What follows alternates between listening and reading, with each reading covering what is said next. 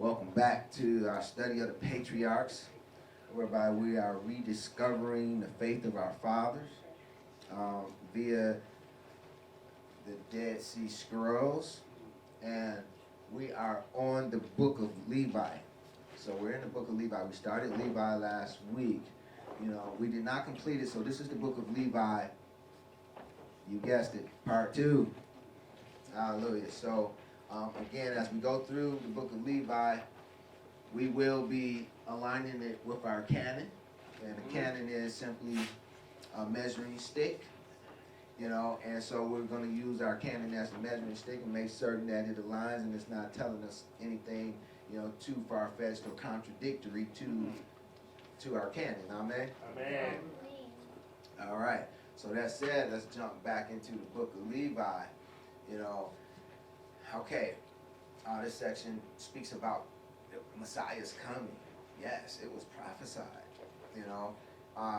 It says, understand that the Adonai will execute judgment upon the sons of men.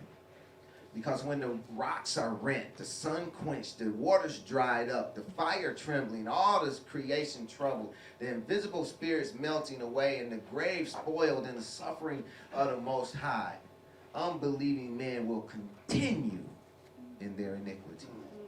Therefore, they will be judged.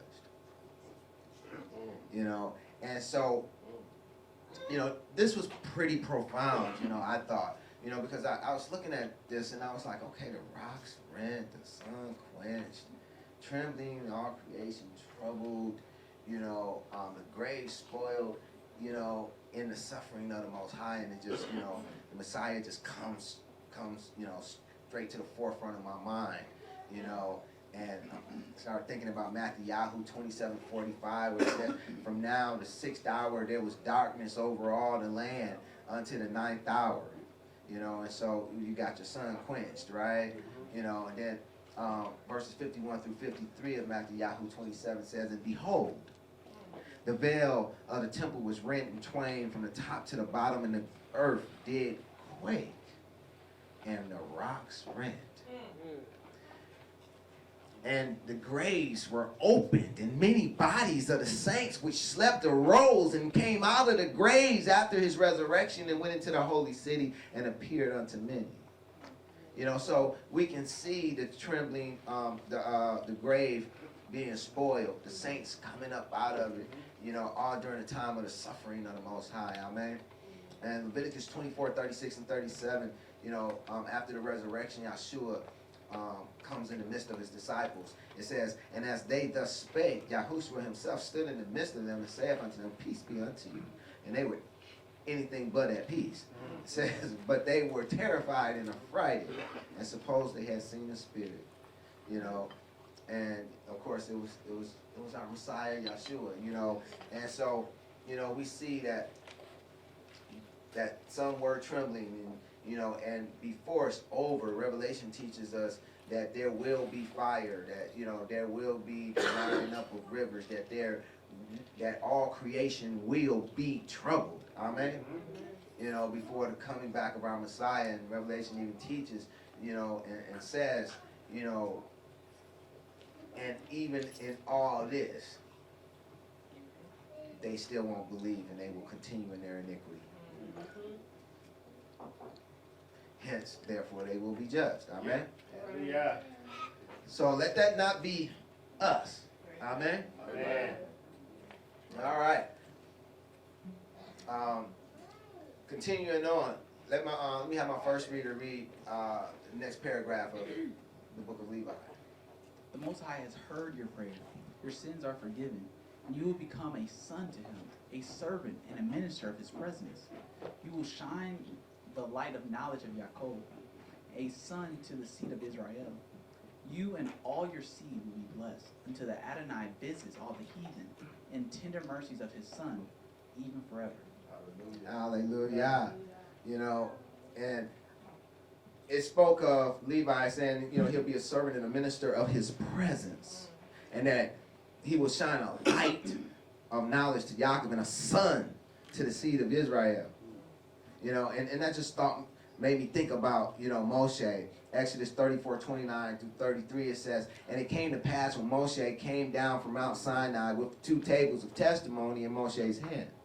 When he came down from the mount, that Moshe wist not that the skin of his face shone while he talked with him. And when Aaron and all the children of Israel saw Moshe, behold, the skin of his face shone, and they were afraid to come nigh him. And Moshe called unto them, and Aaron and all the rulers of the congregation returned unto him, and Moshe talked with him. And afterward all the children of Israel came nigh, and he gave them in commandment all that Yahuwah had spoken unto him in Mount Sinai. And till Moshe had done speaking with them, he put a veil on his face." So we see that, this truly, literally happened. Amen. One of Levi's descendants, was a servant and minister of the presence of Yah, and truly did shine the light of knowledge to Yaakov, and was a son to the seed of Israel. Hallelujah. Let me have my next reader read the next part of the book of Levi. The Most High has heard your prayer. Your sins are forgiven, and you will become a son to him, a servant and minister of his presence. You will shine the light of knowledge to Yaakov, a son to the seed of Israel. You and all your seed will be blessed until the Adonai visits all the heathen in the tender mercies of his son, even forever. Hallelujah. So this in this part of this section, we're focusing in on you and all your seed will be blessed until the Adonai visits all the heathen in the tender mercies of his son. So, when you think about this is actually predicting, the breakup or the separation of or the doing away of the Aaronic priesthood at some point. Amen. And we see that this truly is the case when we're looking at our canon and align it with our measuring stick.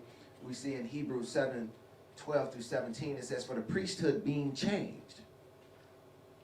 So that aligns right with what it was saying, because this didn't transpire until after Messiah came, until after the Adonai visited all the heathen in the tender mercies of his son. Amen. So again, Hebrews 7:12, "For the priesthood being changed, there is made of a necessity a change also of the law.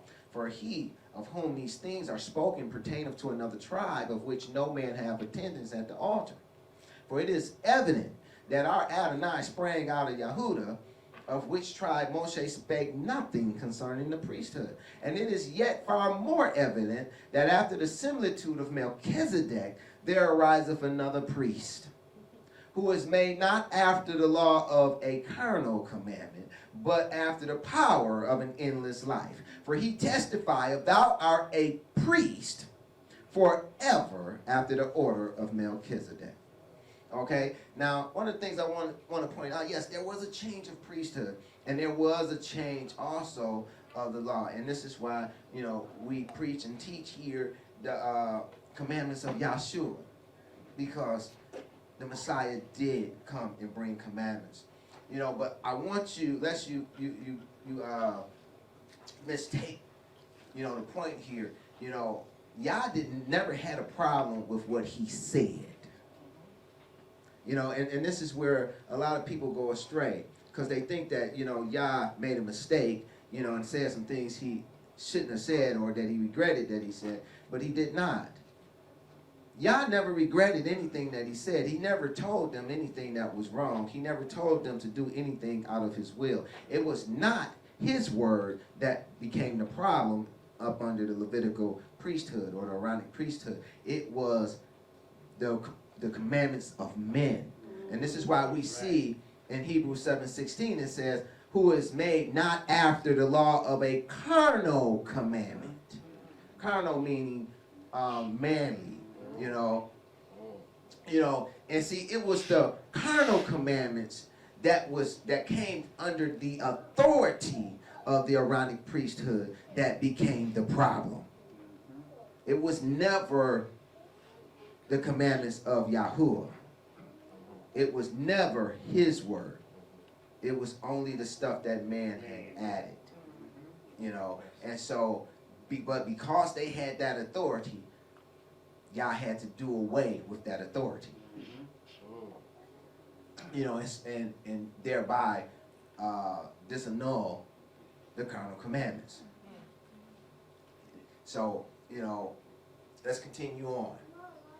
The book of Levi continues and says, nevertheless, your sons will lay hands upon him to crucify him. You know, you can kind of see why, you know, some folks may not have wanted you to read these writings. Amen? Matthew 26, 1-5. My next reader, please. And it came to pass when Yahushua had finished all these sayings, he said unto the disciples, Ye know that after 2 days is the feast of the Passover, and the Son of Man is betrayed to be crucified. Then assembled together the chief priests and the scribes and the elders of the people unto the palace of the high priest, who was called Caiaphas, and consulted that they might take Yahushua by subtlety and kill him. But they said, No, not on the feast day, lest there be an uproar among the people. Hallelujah. Thank you. All right. So here it is. You know, we see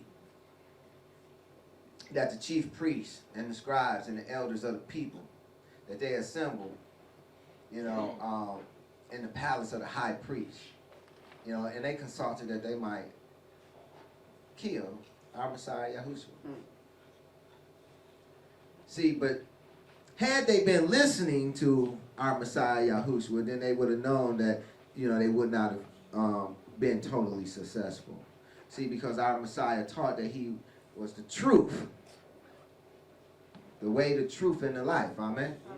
He's the truth. One thing about truth has a peculiar characteristic to it. And that characteristic is you can't kill it. You know, and even as they thought they killed it, they buried it, you know, one day they looked up and they had resurrected. And the truth will always do that. That's a peculiar characteristic about the truth. It can't die. You know, 2 + 2 being 4 is truth. That will never die. 2 + 2 will be 4 from now to the end of eternity. You know, this being a church building is true, but it's not true. Because if we came through here with a wrecking ball, it would cease to be a church building. Amen? So everything that's true is not truth. But our Messiah, he was the truth. Yep. He never changes. That's why he said, I'm the same yesterday, today, and forevermore. See, because the truth never changes. That's why you can't kill it. You know, it never changes. So if it's alive, there's no way you can kill it because it never changes. Amen? So all you can do is bury it and cover it up, but one day it will always resurrect. You can call 2 + 2 5 for the next 2,000 years. But one day, someone going to pull out these digits called fingers, and they're going to put 2 and 2 together, and they're going to say, wait a minute, it's 4. And the truth will resurrect again. Amen? Hallelujah. And that's what's happening in our day and time. The truth is being resurrected. You know, this is what's coming forth even from these Dead Sea Scrolls that's been locked away for 2,000 years. The truth is being resurrected. Even in the face of those who said that, you know, many of the things that they speak to didn't exist.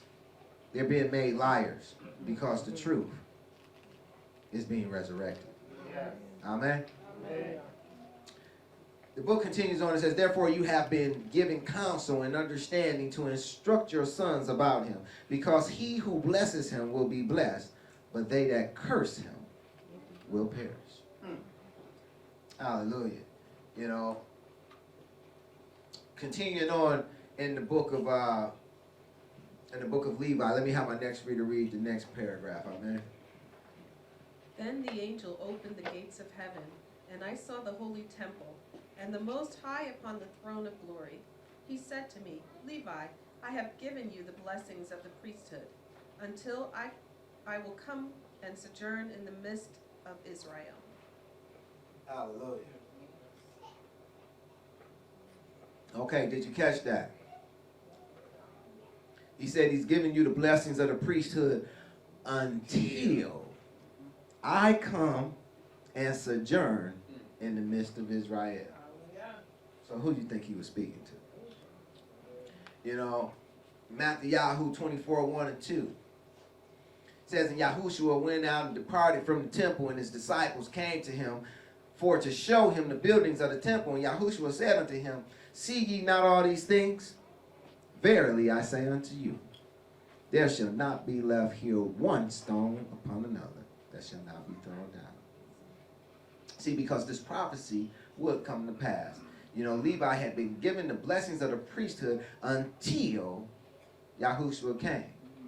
Now, seeing that, you know, that these testimonies of the patriarchs had been around for a long time, you know, you think it could have been possible that the Pharisees and the Sadducees and the scribes was privy to this information? You know, would that give them a motive? Would that give them even further incentive to destroy the Messiah? Just saying. Say lie. Yochanan 12:10-11 says, but the chief priests consulted that they might put Lazarus also to death. Now you want to kill the man that just got brought back to life. He just regained his life. Now you want to kill him again. Well, why is this? Because that by reason of him, many of the Yahudim went away and believed on Yahushua.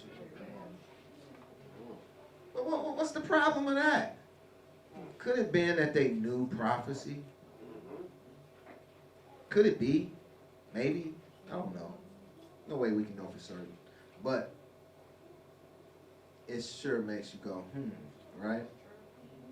Yochanan 12:19, the Pharisees therefore said among themselves, perceive ye how ye prevail nothing? Behold, the world is gone after him. It's like, yeah, we need to get rid of him. He's doing too much around here. All right, continuing on in the book of Levi, my next reader, please. Then the angel brought me to the earth and gave a shield and sword and said, take vengeance on Shechem because of Dinah, and I will be with you, because the Adonai has sent me. In the dream I destroyed the sons of Hamor, like the heavenly tablets recorded that I would. I asked the angel to tell me his name, so I could call on him in the day of tribulation.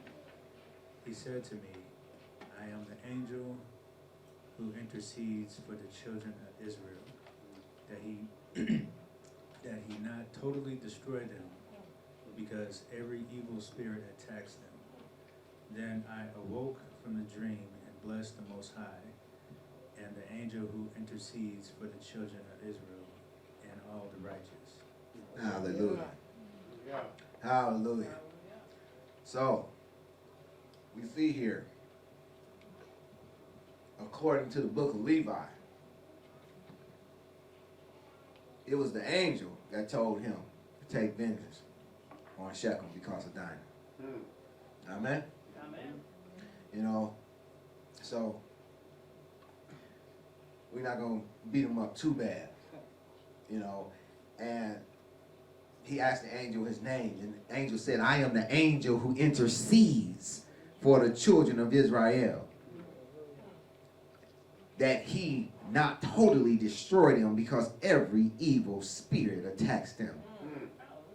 Don't you know that if you are inclined to walk the way of Yahuwah upon the earth, if you embark to become part of Yisrael, Yish being man, Ra being evil, El, short for Elohim, and if you're going to prevail by holding on to Elohim,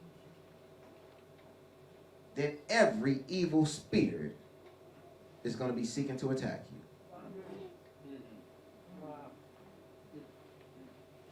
You know, so we have an uphill battle. We in a fight with a short stick. But yeah. But yeah. All we have to do is hold on to Elohim and we're assured the victory. Even though we may wrestle with every spirit out there, long as we hold on to Elohim, we are assured the victory. Amen? Hallelujah. Yes. No devil in Hades Yes. can pull us away from Elohim. All we have to do is just hang on. And we have an angel who intercedes on our behalf. Amen? Well, at least they did back then. You know, do we still have one today? Yes.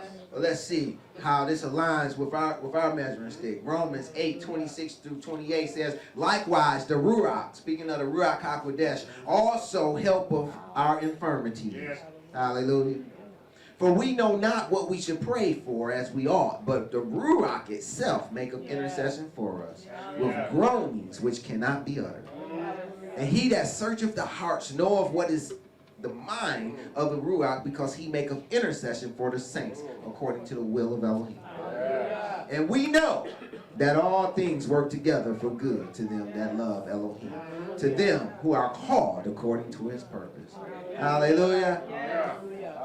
You know, so here it is, we see that that angel is still at work. That angel is still interceding for the children of Israel.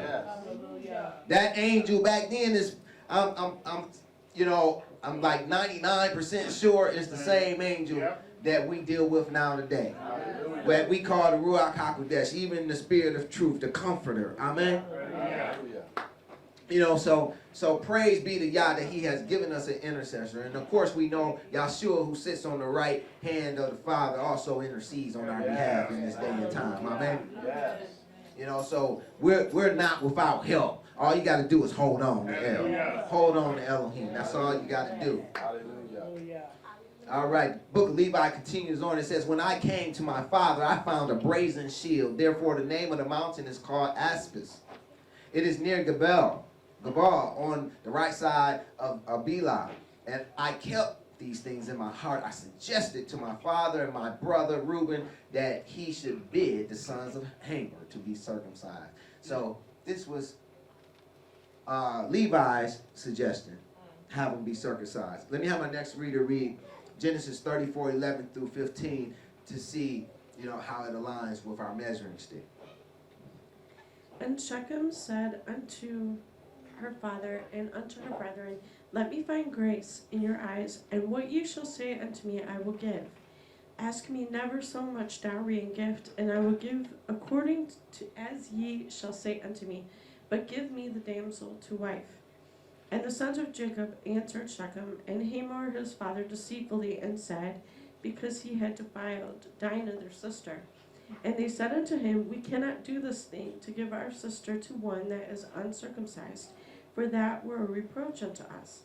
But in this we will consent unto you, if ye will be as we be, that every male of you be circumcised.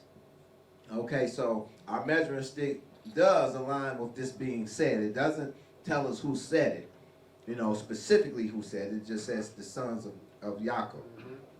Okay, but it does align saying, you know, that it was said, and it was said by the sons. It just didn't pick, depict which particular one. So, you know, we have the book of Levi filling in the gap here, you know, and it's telling us that it was Levi who made the suggestion. You know, so that makes our story in the canon a bit fuller, right? Hallelujah. Hallelujah. You know, now the book of Levi continues. It says, I was indignant because of the abomination which they had done in Israel. First I killed Shechem, and then Simeon killed Hamor. After that, our brothers came and attacked the city with the edge of the sword.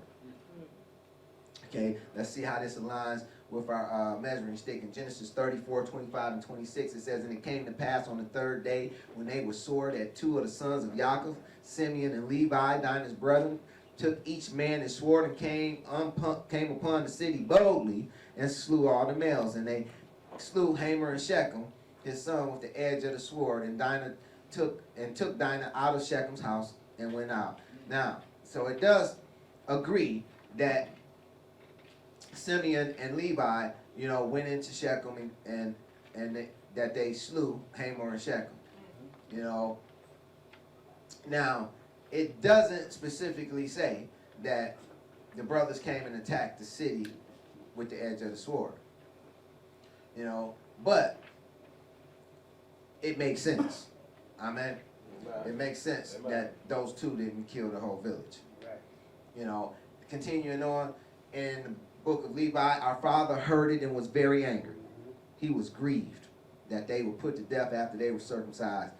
He still blessed us, but it was a sin because we did this without his knowledge. And he was sick all that day. Yeah, so they, Yaakov didn't take kindly to that. And our canon, our measuring stick, does align with that pretty well. Genesis 34, 30, and 31. My next reader, please. And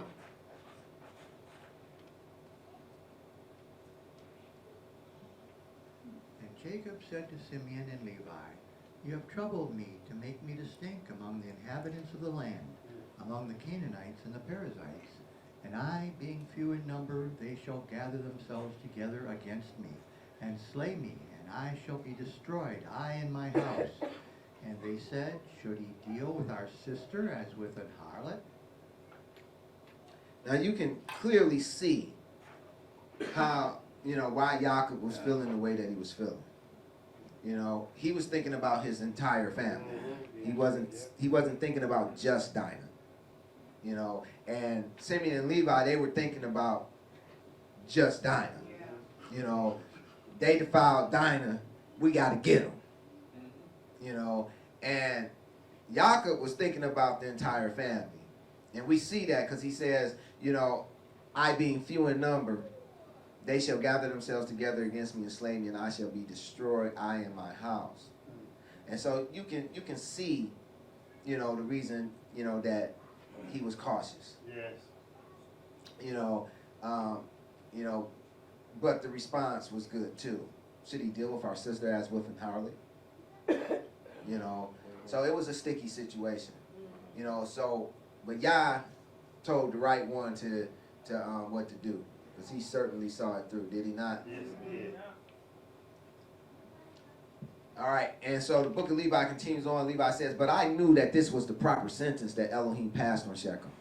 For they had tried to do the same thing to Sarah as they did to Dinah, our sister, but the Adonai hindered them. Not only that, but they persecuted Abraham, our father, when he lived near, thereby shamefully harassing his flock, shepherds, and Jablai, his servant who was born in his house. This is what they did to all strangers, taking away their wives by force and exiling the men. But the wrath of Adonai hit them suddenly and completely." All right, so Levi continues on. He says, "I said to my father, 'Sir, please do not be angry. The Adonai will destroy all the Canaanites and give the entire land to your descendants. From this day forward, Shechem will be called a city of those who are without understanding. For as a man mocks a fool, we mock them, because they wrought folly in Israel by defiling our sister. We took our sister and went back to Bethel." Okay, so saying they took their sister and they went back to Bethel. All right, so book of Levi continues on. It's going to speak about some priesthoods, 3 of them. Let me have my next reader read the next 2 passages, please. After 70 days, while at Bethel, I dreamed again like the former dream. I saw 7 men in white raiment saying to me, "Arise, put on the robe of the priesthood, the crown of the righteousness, the breastplate of understanding, the garment of truth, the diadem of faith, the crown of miracles, the ephod of prophecy." Each one of them gave me one of these things.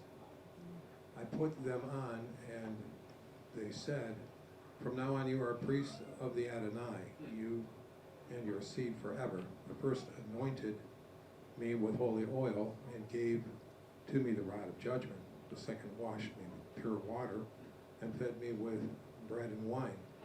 the most holy things and dressed me with a holy and glorious robe. The third clothed me with a linen garment like an ephod. The fourth put around me a purple girdle. The sixth placed a crown on my head. The seventh placed on my head a diadem of priesthood, and filled my hands with incense, so that I served as a priest to the Adonai. They said to me, Levi, your seed will be divided into 3 branches for a sign of the glory of the Adonai who is to come. Hallelujah. Now, when we look to our canon, our measuring stick, to see if what aligns with these statements, there is absolutely nothing in our canon that aligns with these statements. Nevertheless, it does fill in some blanks for us. Amen.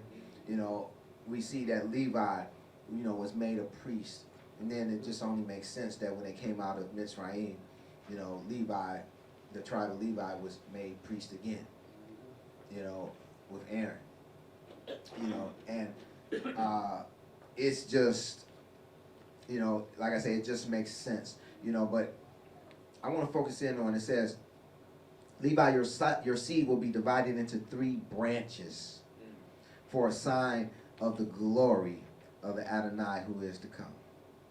So these 3 branches are a sign of the glory of the Adonai who is to come. The first portion shall be great, he goes on to say. Yea, greater than it shall none be. So who is the greatest priest in the line of Levi? Moshe, absolutely. So this first portion, which was great, greater than it shall none be, spoke to Moshe.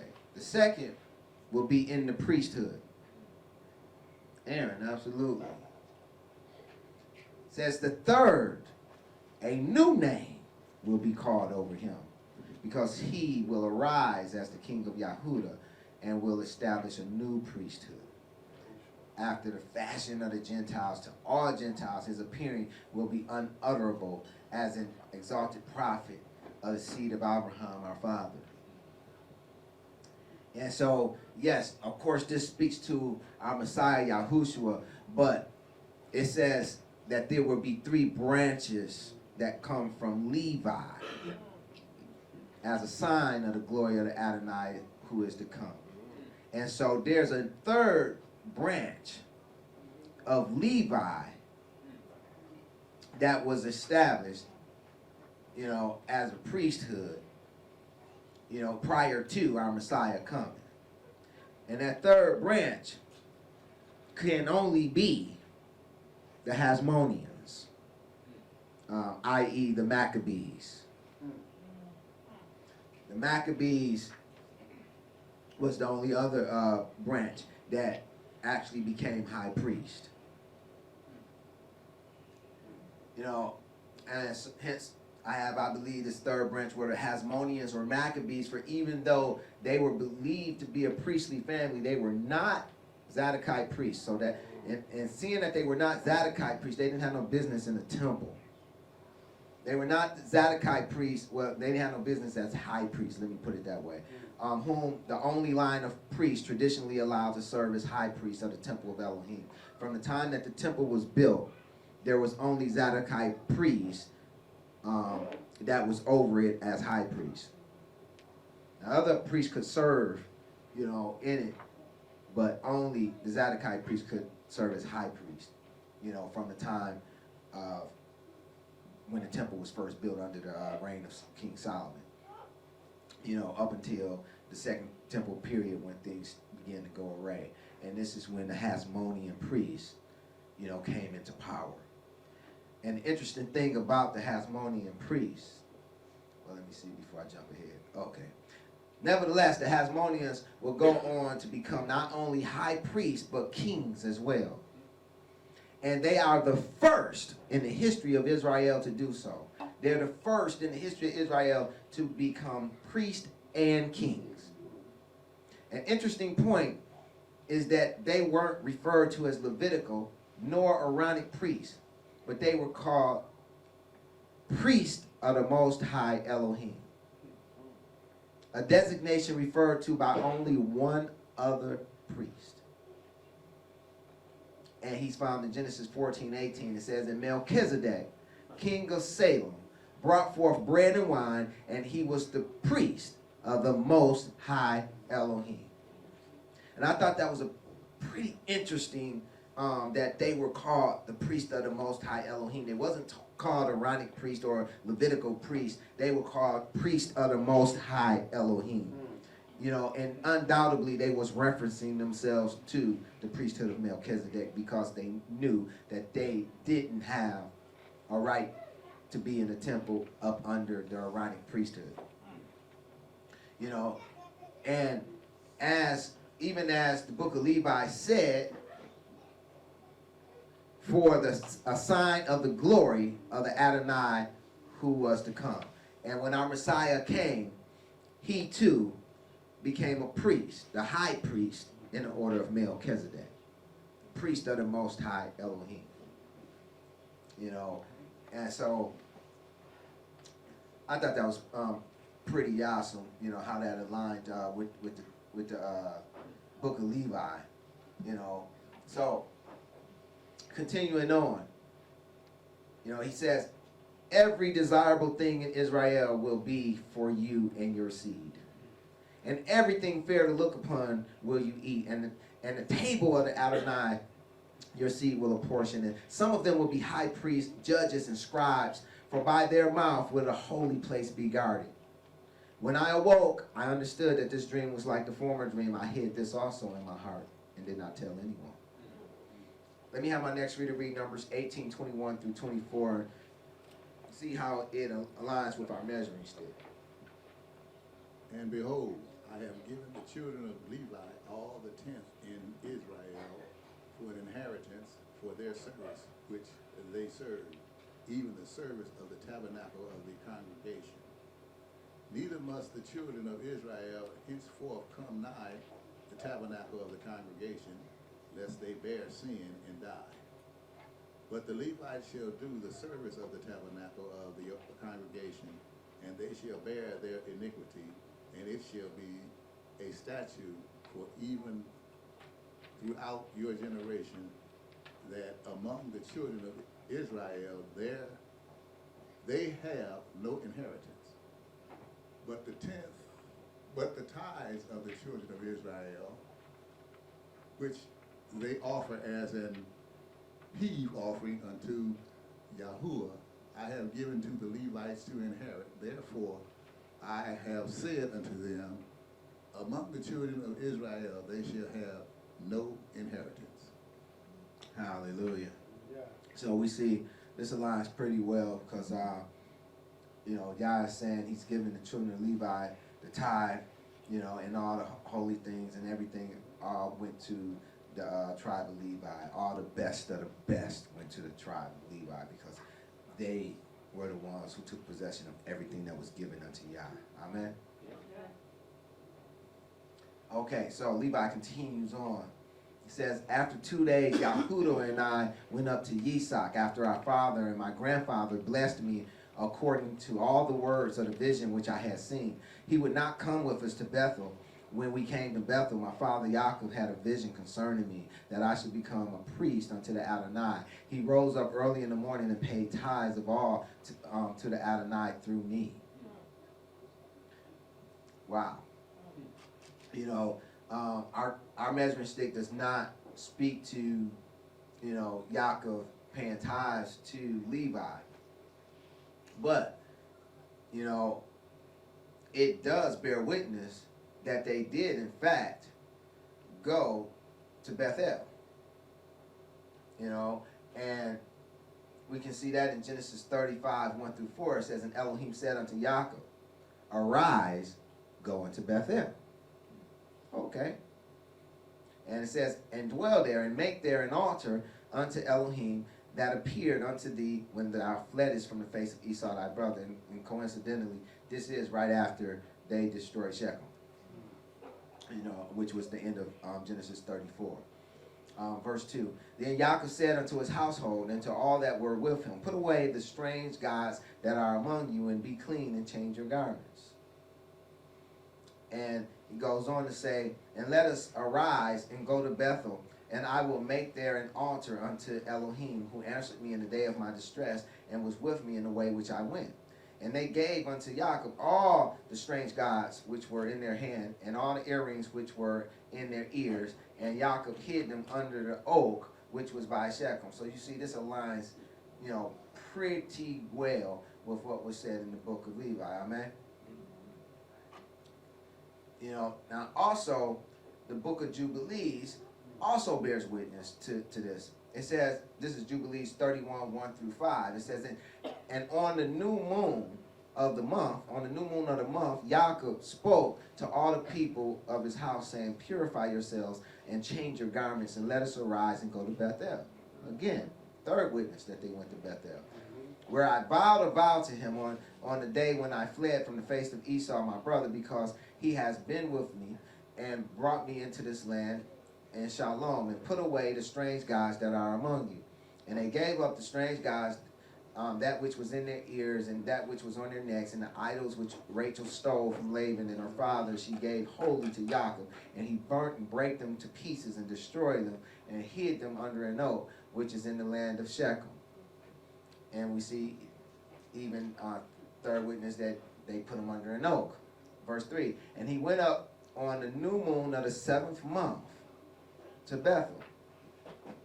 That date should ring was the new moon of the 7th month, but we know that the feasts are in the 7th month. Amen. And it says that he built an altar at the place where he had slept, and he set up a pillar there, and he sent word to his father Yitzhak to come to him to his sacrifice, and to his mother Rebekah. And Yitzhak said, let my son Yaakov come, and let me see him before I die. Yitzhak said he wouldn't come or couldn't come, but he asked him to come see him, before he died. So it sounds like he wasn't feeling well. And verse 5, and Yaakov went to his father Yitzhak and his mother Rebekah to the house of his father Abraham, and took 2 of his sons with him, Levi and Yehuda, and he came to his father Yitzhak and to his mother Rebekah. The book of Levi says that they went to Bethel, then they went to Hebron, or went to see Yitzhak, his father Yitzhak and his grandmother Rebekah, and so the book of Levi continues on, says, and we came to Hebron to dwell there, and Yitzhak continually taught me the law of Adonai, even as the angel of Elohim showed me.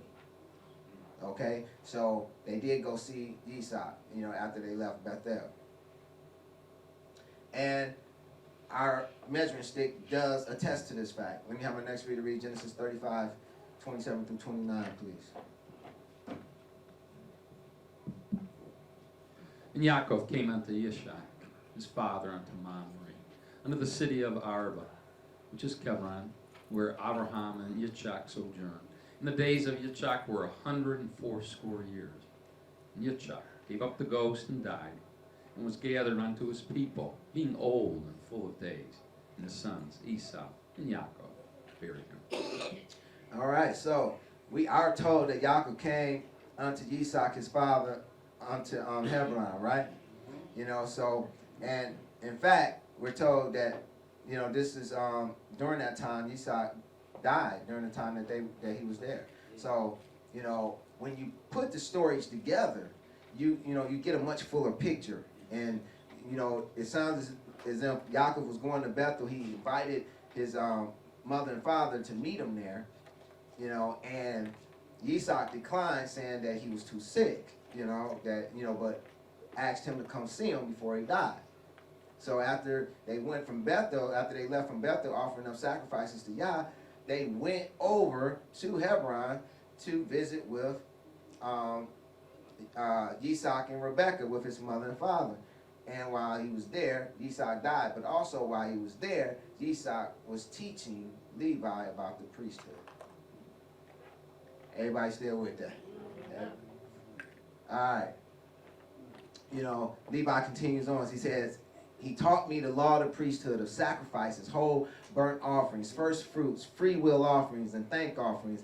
Every day he instructed me and prayed for me before the Adonai. He told me, take heed, my child, of the spirit of fornication, for this will continue and will be by your seed, pollute the holy things. Therefore, while yet ye are still young, take a wife without blemish, nor yet polluted, nor of the race of the Philistines or Gentiles, before entering into the holy place. Bathe. That smells like a good idea. And when you offer the sacrifice, wash. And again, when you finish the sacrifice, wash. Hallelujah. And Jubilees also bears witness in chapter 31, verses 12 through 17. My next reader, please.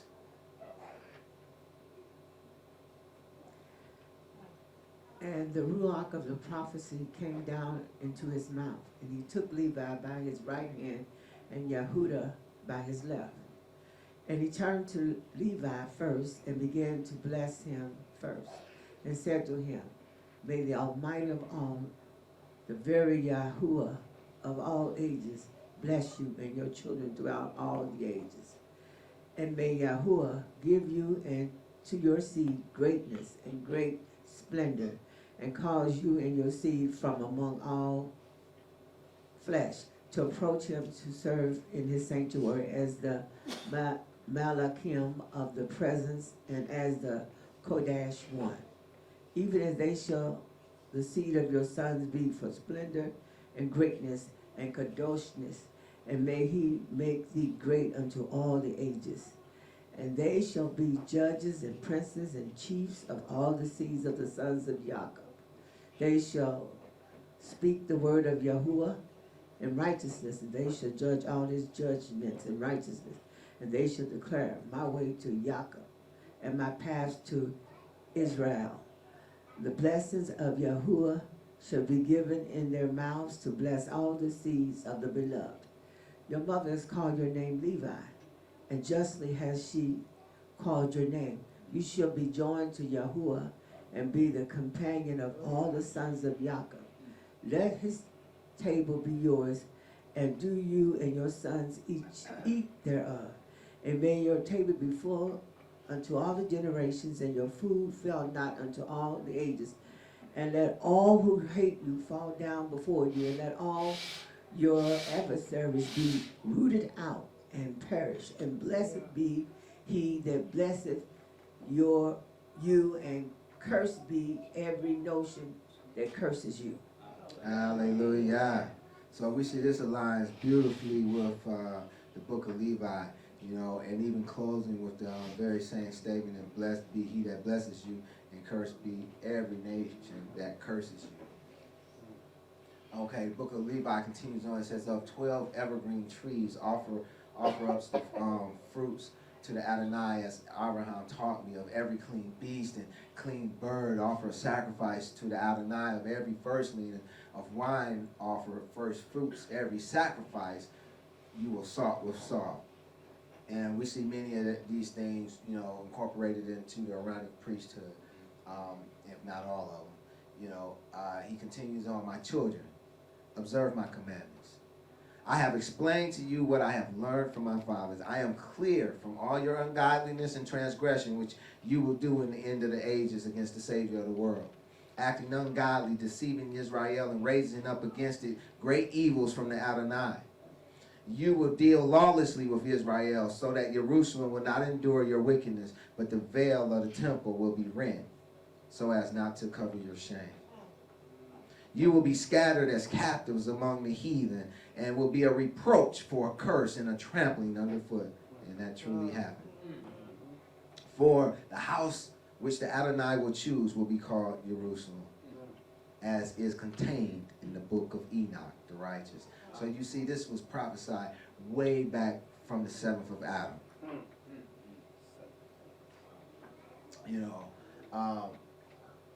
He continues on, therefore I took Milcah as a wife when I was 28 years old. She called our firstborn Gershom, because we were sojourners in our land. Gershom means sojourning. But I saw that he should not inherit the blessing of the firstborn. Kohath was born in my 35th year towards the east. Later in a vision, I saw him standing high above the congregation. Therefore I called his name Kohath, which means beginning of majesty and instruction.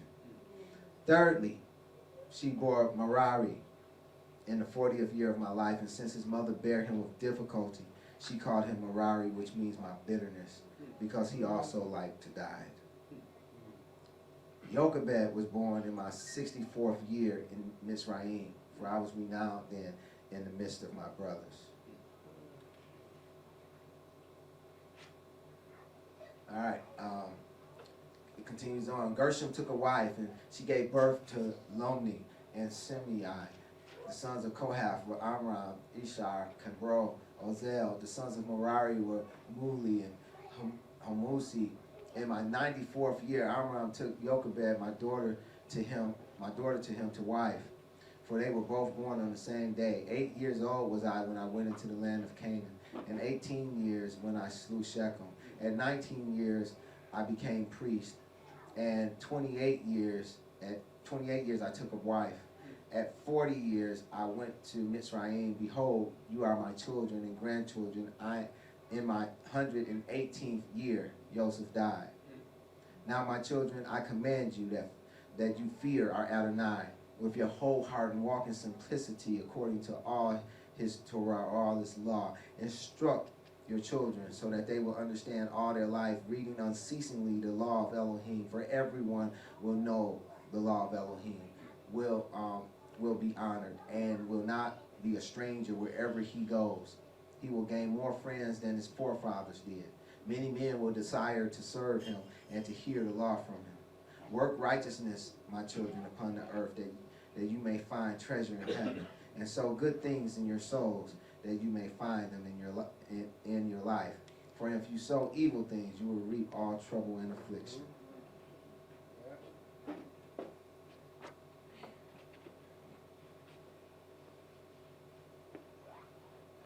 Now, my children, I have learned from the writing of Enoch that at the last you will deal ungodly, laying your hands on the Adonai in all malice. Your brothers will be ashamed because of you, and all the Gentiles will mock you. Our father Israel will be pure from the ungodliness of the priests who will lay their hands upon the Savior of the world. Pure is the heaven above the earth, and you are the lights of the heaven as the sun and the moon.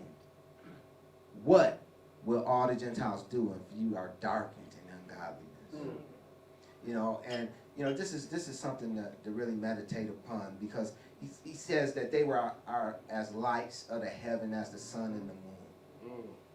You know, they're the light of the heavens. You know, that's the sun and the moon are the light well, the sun is the light of the heaven, the moon reflects the light of the sun. You know, but he says, what will all the Gentiles do if ye are darkened in ungodliness? You know, and this reminds me of what Yahshua said in Matthew 5:14-16. It says, ye are the light of the world, he would tell his disciples. A city that is set on a hill cannot be hid. Neither do men light a candle and put it under a bushel, but on a candlestick. It giveth light unto all that are in the house. Let your light so shine before men that they may see your good works and glorify your Father which is in heaven.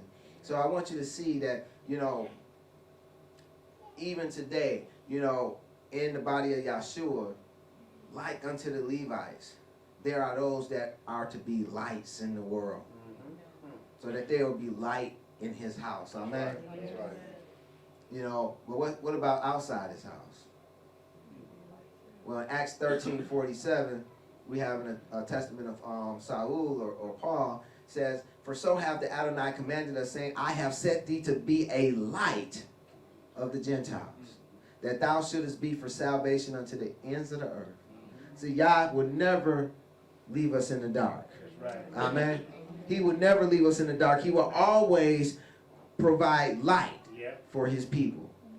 You know, but sometimes when the light comes on in a dark place, it hurts folks' eyes. You know, and they have a tendency to want to cover their eyes or close their eyes. You know, I implore you, don't be like that. Embrace the light. Follow the light. Follow the light even until it leads you out of darkness. Amen. Book of Levi continues on. You will bring a curse upon our race, for whom the light of the world came, which was given among you for the lighting up of every man. Speaking of our Messiah, and this reminds me, very much of Yochanan 1, 4, and 5, which speaks of our Messiah as well. It says, in him was life, and the life was the light of men. And the light shineth in darkness, and the darkness comprehended it not. Folks was, when that light came into that darkness, folks started covering their eyes. They didn't want to see it. The book of Levi continues, says, you will desire to slay him, teaching commandments contrary to the ordinance of Elohim. See, this is exactly what they done. And this what had to be done away with because they had the authority to enforce it. Before you sacrifice to the Adonai, you will take the choicest parts in despitefulness, eating them with harlots, and amid excesses, you will teach the commandments of the Adonai. The women that have husbands, you will pollute. The virgins of Jerusalem, you will defile with harlots, and adulteresses, you will be joined. The daughters of the Gentiles, you will take for wives, purifying them with an unlawful purification, and your union will be like unto Sodom and Gomorrah in ungodliness. Could this be why Revelations speak of Jerusalem as Sodom and Gomorrah? It continues on, it says, you will be prideful because of the priesthood, lifting up yourselves against men. Not only so, but being puffed up also against the commands of Elohim. You will scoff at the holy things, mocking and despitefulness. All this came to pass. Therefore the temple which the Adonai will choose will be desolate in uncleanness. You will be captives throughout all nations. You will be an abomination among them. You will receive reproach and everlasting shame from the righteous judgment of Elohim. All who see you will flee from you. Were it not for Elohim's promise to Abraham, Isaac, and Yaakov, our fathers, not one from my seed should be left upon the earth. I have also learned in the book of Enoch that for 70 weeks you will go astray, will profane the priesthood, pollute the sacrifices, corrupt the law, ignore the words of the prophets. In perverseness you will persecute righteous men, hate the godly, abhor the words of the faithful. The man who renews the law in the power of the Most High you will call a deceiver. At last, as you suppose, you will slay him, not understanding his resurrection, wickedly taking upon our own heads the innocent blood. Again, this actually happened. Matthew 27, 24, and 25. My next reader, please. When Pilate saw that he could prevail nothing, but that rather a tumult was made, he took water and washed his hands before the multitude, saying, I am innocent of the blood of this just person. See ye to it. Then answered all the people and said, his blood will be on us and on our children. Hallelujah. So you see, even as the book of Levi said, wickedly taking upon our own heads the innocent blood. And we see that, that the people, they actually said his blood be on us and on our children. Continues on with the prophecy of Enoch. Because of him will your holy places be desolate, polluted even to the ground, and you will have no place that is clean. But you will be among the Gentiles a curse and a dispersion until he will again loom on you, and in pity will take you to himself through faith and water. And that's none other than the baptism and the covenant of Yahshua. Amen. Because you have heard concerning the 70 weeks, hear also concerning the priesthood. In each jubilee there will be a priesthood. In the first jubilee, the first who is anointed into the priesthood will be great, and will speak to Elohim as to a father. His priesthood will be filled with the fear of the Adonai, and in the day of his gladness will he arise for the salvation of the world. In the second jubilee, he who is anointed will be conceived of the sorrow of the beloved one. His priesthood will be honored and will be glorified among all. The third priest will be held fast in sorrow. The fourth will be in grief because of unrighteousness will be laid upon him exceedingly, and all Israel will hate each one his neighbor. The fifth will be held fast in darkness. Likewise also the sixth and the seventh. In the seventh there will be such a pollution as I am not able to express before the Adonai and men. For they will know it, and it who do these things. Therefore, they will be in captivity and for a prey in their land, and their substance will be destroyed. In the 5th week, they will return into their desolate country and will renew the house of the Adonai. In the 7th week, the priests will become worshipers of idols, contentious, lovers of money, proud, lawless, lascivious, abusers of children, and beasts. After the Adonai punishes them, he will raise up the priesthood a new priest. Raise up to the priesthood a new priest, to whom all the words of the Adonai will be revealed. He will execute a judgment of truth upon the earth in the fullness of days. His star will arise in the heaven as a king shedding forth the light of knowledge in the sunshine of day. He will be magnified in the world until his ascension. He will shine forth as the sun in the earth, will drive away all darkness from the world under heaven, and there will be peace in all the earth. The heavens will rejoice in his days. The earth will be glad, and the clouds will be joyful. The knowledge of the Adonai will be poured forth upon the earth as water of the seas. And the angels of the glory of the presence of the Adonai will be glad in him. The heavens will be opened, and from the temple of the glory will be the sanctification come. Will the sanctification come upon him in the Father's voice, as from Abraham, the father of Isaac. The glory of the Most High will be uttered over him, and the ruach of understanding and the sanctification will rest upon him in the water. He will give the majesty of the Adonai to his sons in truth forevermore, and there will none succeed him for all generations, even forever. In his priesthood, the Gentiles will be multiplied in knowledge and the earth and enlightened. My children, you have heard everything. Choose for yourselves darkness or light, either the law of the Adonai or the works of Belial. We swore to our father that before the Adonai we will walk according to his law. Our father said, the Adonai and his angels are witnesses, as I am you also concerning your oath. We said, we are witnesses. Levi ceased giving charge, laid down and died after he had lived 137 years. Then they laid him in a coffin and afterwards buried him in Hebron, besides Abraham, Isaac, and Jacob. Hallelujah. Praise the blessing.